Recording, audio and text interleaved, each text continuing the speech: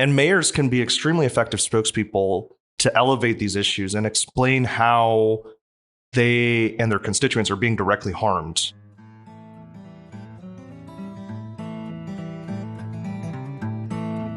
Hey, you've stumbled on some bonus content from my 2-day, 9-interview podcast recording marathon at the Gateway to Solar Conference in October 2025. Consider donating to ILSR to keep conversations like this flowing.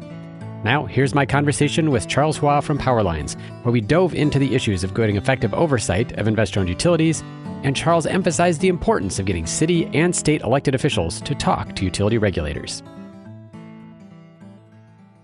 Charles, it's great to see you here in Minnesota. Thanks for coming. Good to see you, John. It's not Wisconsin, but, it's still nice. Oh, ouch. We're starting with a dig. All right. I was super excited to have the chance to chat with you while you're here. Obviously, you're getting a lot of great attention for Powerlines. I just saw about you being in Time Magazine, which is amazing. So you're the guy to ask. You are talking about the importance of public utilities commissions in order to address the problems that we have in our energy system. Is there any place that you look at and you say, hey, this is actually where it's working pretty well? Like, this is a state or states where public utility commissions really are exercising that oversight well, dealing with issues from affordability to demand growth to climate change.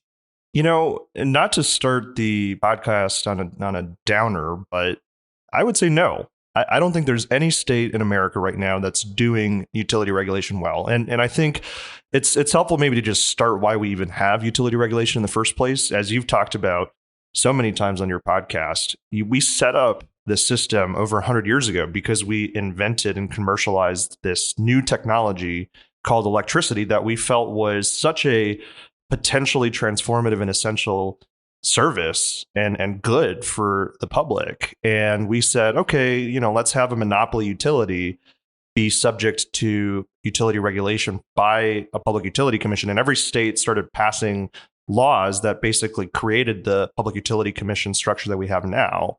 And somewhere along the way, over the intervening 100 years, we have lost our sense of why we even set this up in the first place, which is ultimately for consumers. And whether it's due to incumbent interests or misaligned incentives or imbalanced political capital, whatever you want to call it, we lost that purpose. And now we're seeing the consequences, which is 80 million Americans that can't pay their utility bills, 4 in 5 Americans that feel powerless over these costs, and ultimately, in my view, no state that's doing utility regulation well. Well, it is disappointing we have to start on a down note. Now, I wanted to ask about one state where I think people were really excited about. So in Connecticut, Marissa Gillette was until very recently, the chair of the Public Utilities Commission. She had been on the Volts podcast with David Roberts. She had some really innovative ideas about kind of working with utilities to pilot and really advance new kinds of programs. She was also really interested in holding them accountable in terms of delivering for performance, not just in terms of meeting sort of the minimum standards. And then I guess the way I could describe it is, to me, it looks like she was essentially forced out by the utilities who were unhappy with being held that accountable. Without getting too much into the weeds of that particular thing, what do you see as the implications of her leaving in terms of our ability to effectively have public oversight of investor-owned utility companies? Well, I think it's important to take stock of the fact that whatever you feel about any particular public utilities commissioner, in her case or otherwise, somebody like her is an extremely dedicated public servant who worked incredibly hard, also did so much work behind the scenes without visibility, and tried every single day to advance meaningful utility regulatory reforms that would tackle the fact that Connecticut has some of actually the highest electricity prices in the country. And this isn't a particularly glamorous role. I mean, as we saw, like, even with somebody like Marissa Gillette that achieved cult celebrity status within the utility regulatory sphere, it's not like that provided much personal benefit or payoff. And I think that's actually part of the problem, which is that consumers in this moment who are desperately seeking for leaders who can actually not only name the problems that they're facing, but also meaningfully propose and implement solutions. We need to create an incentive structure where we're actually rewarding people for being brave, for being courageous, for actually advancing the consumer interest. And so I think it's a bit unfortunate that all of this happened. And it's not like that many people were aware that this even happened, even in the utility regulation space, to be honest. And I think what that also speaks to is the fact that we have a desperate urgency to activate a significant number of consumers across the country to stand up and push their governors, push their congressmen, push their state legislators, push their mayors, push everybody involved that has some touch point in the system to say, you need to actually put forth people that are willing to stick their necks out, willing to demonstrate some level of courageousness and actually fight for us as consumers. And that is something that I think is so rare, that there's a reason why you're even mentioning one specific example of a person, because it's so rare. And I think that is frankly, again, not to continue the downer trend, but that's the reality of what we're in right now.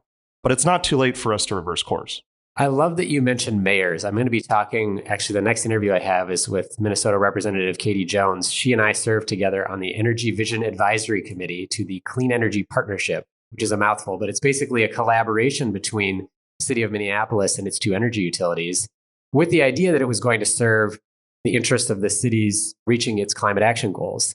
And I'm going to be super interested to talk to her about this, because one of the things I'm curious about is we have seen, I think, some meaningful progress from the city spending its time doing some advocacy at the commission. You know, the commission's not used to hearing from people from cities and people representing cities. I think it made a difference. I think it wasn't transformative in the sense that, you know, these regulatory dockets have their inertia and their weight behind them about how they go. But I really do feel like we saw a significant difference in the way that the commission thought about the kinds of issues that were in front of it, because the city would come and say, well, we have these climate goals that we've set. You know, the council has agreed to them. They're in our statutes. They're officially part of our city's goals. The city's investing money in these. We really need the utilities to live up to their regulatory obligations under state law as well. So I really appreciate you talking about that. I think it's maybe one way in which then ordinary folks can maybe see more of themselves in those decisions if their city is actually taking an active role. I totally agree. I mean, city governments wear many hats. They are themselves electricity consumers. Obviously, they have to power their municipal operations. They represent, in some cases, millions of consumers in one go. And mayors can be extremely effective spokespeople to elevate these issues and explain how they and their constituents are being directly harmed on the front lines of some of these utility rate increase requests and these negative energy decisions. And so, to your point, I think mayors absolutely need to be speaking up. And so do congressmen. Like, there are in New York now congressmen that are intervening in rate cases because they're saying that they're affected parties that need to represent their consumers to protest and reject utility rate hikes. There is a growing level of engagement on these issues from these maybe 1 degree removed from the immediate utility and PUC venue. And to me, what that says is that a lot of people are feeling the pressure and want to do something, even if they don't know exactly what to do. But I think that's not happening quickly enough. And I think, as sort of a call to action for the listeners here, it's get your city government, get your congressman, get your governor to start paying attention and actually channeling their platform resources and capacity to making their voices heard on this issue, and also formally going through the regulatory process and engaging in these dockets. I really love the idea too, because I feel like someone like a congressman, someone like a mayor getting involved, they have sort of an expectation, and I think a rightful expectation of, I represent a lot of people, I should be listened to. And to be able to come to the commission with that behind them, as opposed to an individual advocate where the commission can be like, well, that's just one consumer. I can really see the power there. I wanted to ask you about one other thing, which I think is, I'm going to be talking to Annie Levinson Falk from Citizens Utility Board tomorrow. And one of the questions I was going to put before her, and I'm kind of curious your take on this as well, is why do we need a Citizens Utility Board? Why is there this outside nonprofit, foundation funded advocate for consumers? I thought, to your point, as you kind of opened here, the whole point of a Public Utilities Commission was representing the consumer and the public interest in a situation in which we have a monopoly private company not subject to the pressures of competition. So is that a sign of how our system is working or not working, that we have these independent organizations having to do advocacy ostensibly on behalf of consumers, when I thought that's the whole point of public regulation? Yeah, well, I think we could have a broader discussion on the role of democracy and representative government. But I think under that framework, even in a representative democracy, you still need participation from the public, I would say, for it to actually be a healthy functioning system that actually works on a sustainable basis. So I don't think that the existence of a consumer advocate means that fundamentally things aren't working. If anything, it's a sign that as long as they're being listened to, which is an important caveat because not in every case they're being listened to. And when we think about what hoops, if you're somebody on the street that if you were to even entertain the idea of quote unquote engaging with the utility regulatory system, let's think about all the barriers that you have to jump through.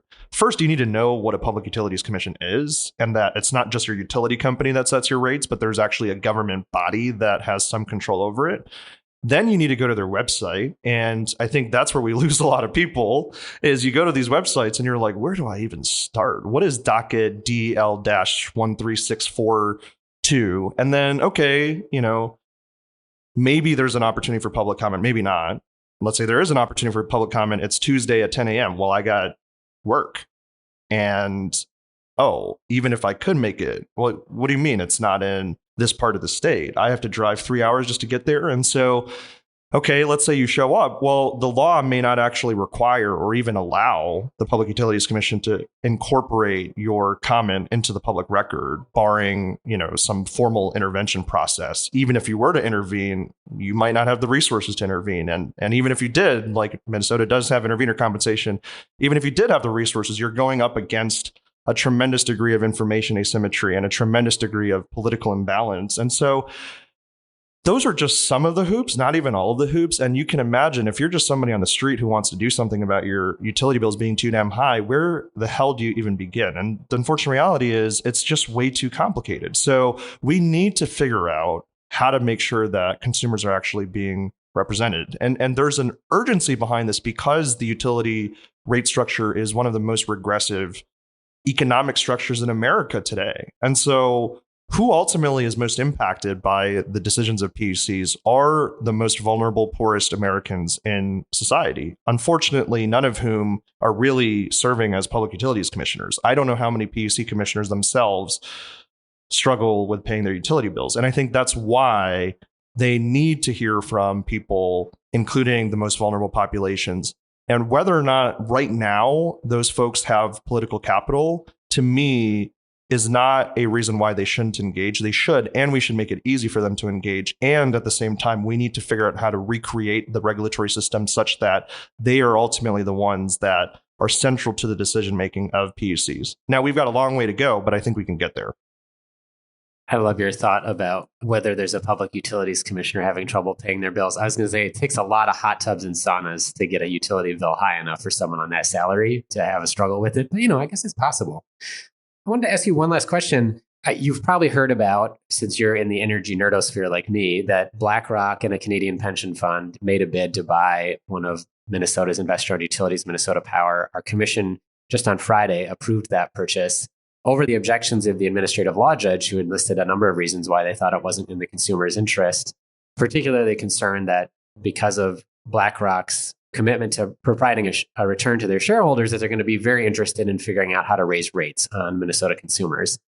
Maybe you weren't following it super closely, so I don't want to put the obligation of you to give your opinion on that particular thing. But I guess I'm just sort of curious, the issue of companies getting larger, having more political power, having more financial weight behind them is across our economy one of the issues I see as problematic to the ability of communities to have self-determination, for people to feel like they have power over their situation. As you mentioned, 4 in 5 people don't feel like they have the ability to really wrestle with or to deal with their electric bill.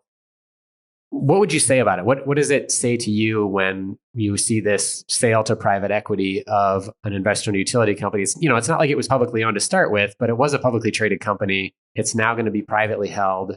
What are some of the implications? I think it comes down to two very basic words that often are buzzwords. And I'll admit, I sometimes when I hear them, it sort of passes by. And that's transparency and accountability. maybe just to sit with those words for a little bit, transparency. People's utility bills as is are not at all transparent. They don't know what's going into them. They don't even really know that they're utility companies. In some cases, for many consumers, they don't know that their utility companies are even for profit, let alone owned by a bunch of Wall Street shareholders, maybe with like these very complicated governance structures. And so I do think that there are significant risks where, as this issue becomes more and more politicized, as more and more members of the public engage on this, and more people are screaming for solutions, and more politicians are talking about it, I actually think it's a huge risk to concentrate power in general. And I'm not talking about this specific deal, but in general, to concentrate power in this moment where actually all of the political and social trends are pointing towards the need for a more decentralized economic system that actually works for consumers. And so I guess on that front, from a transparency standpoint, I think we have to be very clear. Well, what are we doing on a continual basis to actually make this very opaque system more transparent for consumers? And if we're not doing that, then we're somehow failing. Now, on the back end is accountability, which is regardless of what happens with this going forward, like we want affordable, reliable electricity. And is this going to help us get closer? I do not have the answer to that in this particular context. I think a lot of this we're going to find out together. And the through line, though, is how do we make sure that there's enough accountability in the system such that if a adverse outcome were to follow, that consumers can actually make their voices heard. And I think that there is no better time than now for consumers to be activated and take back in their control how these decisions are being made. And by participating, engaging, and not just engaging individually, but really aligning with organizations that are showing up and within their communities. Again, I go back to the following call to actions. Activate your mayor, activate your state legislator, activate your governor, activate your congressman, and get them to speak up about utility affordability challenges, make your voice heard, make your proposals and recommendations heard, and utilize the fact that right now this moment is ripe for reform and that the consumer voice has the opportunity to have the strongest voice that it's ever had right now. And that's the most important thing. I'm glad we're ending on an up note. Charles, it was great talking to you. Thanks so much for joining me. Really a pleasure. Thanks for having me, John, and thanks for all your work. Thanks for listening to one of my 9 mini podcasts from the 2025 Gateway to Solar Conference with Charles Hua from Powerlines. We'll have links on the show page to my report Upcharge and other ILSR resources about utility accountability. Even these mini versions of Local Energy Rules are produced by myself and Ingrid Burson, with editing provided by audio engineer Drew Birschbach. And as always, we're talking about taking on concentrated power to transform the energy system. Until next time, keep your energy local, and thanks for listening.